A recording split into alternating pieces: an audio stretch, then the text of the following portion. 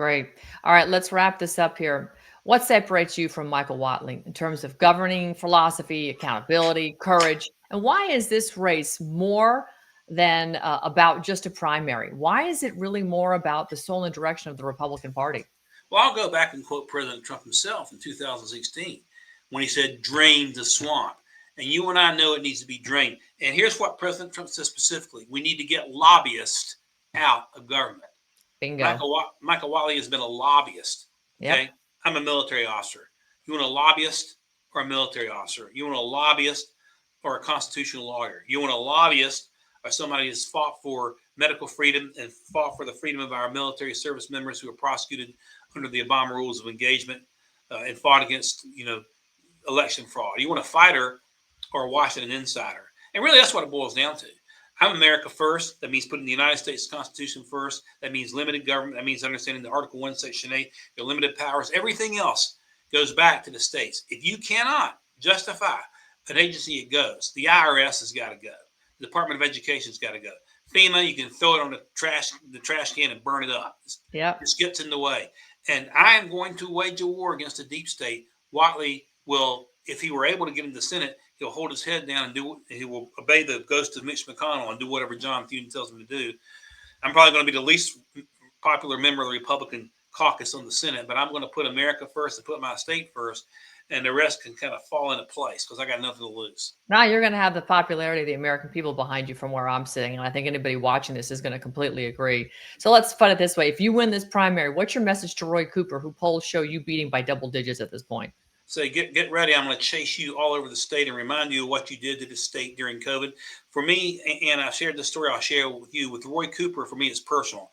Because the last time I saw my daddy alive, my sister Amy and I were standing outside of a nursing home in Plymouth, North Carolina, on a patch of frozen grass from the outside, looking inside, waving at our daddy, who was just a few weeks away from leaving this earth. Roy Cooper, with his unconstitutional mandates, separated dying North Carolinians in nursing homes from their families. He shut the state down. He did irreparable damage. He has been the most radical left-wing governor in the state's history. And if you remember that the horrific stabbing of this poor girl, Arena, on the Charlotte light rail, well, Roy Cooper commuted the sentences of 15 animals, just like that animal that killed Arena, on the day that he left office. These are animals who murdered North Carolinians. I'm going to remind him of that every day of the campaign trail. He is a target-rich political environment. We're going to take him down. As I say, we're going to take down Governor Lockdown. I love it. Where can North Carolinians volunteer, donate, and join your grassroots movement? Well, yes, ma'am. Our website is brown4nc, brownfornc.com. And you can go in there and contact us. You can send us a $25, $50, up to $3,500 if you wanted to. But we're grateful for anything and everything we can get. We are fighting a machine.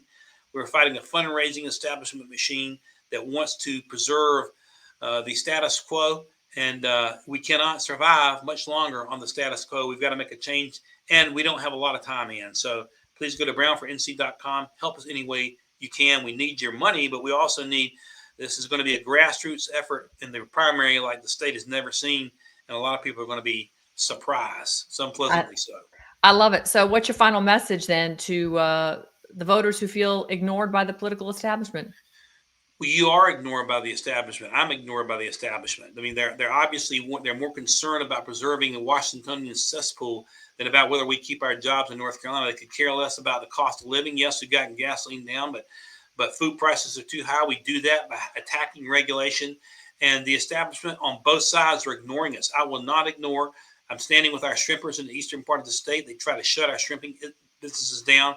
I'm standing with our mountain counties and our eastern counties that have been neglected by the federal and state government through these hurricane disasters. And we're going to bring this government back to the people. The three most important words of the United States Constitution are in the preamble: we the people. And that's what this campaign is about. It's about putting North Carolinians first and putting Americans first, not the deep state swamp in Washington, D.C. or in Raleigh.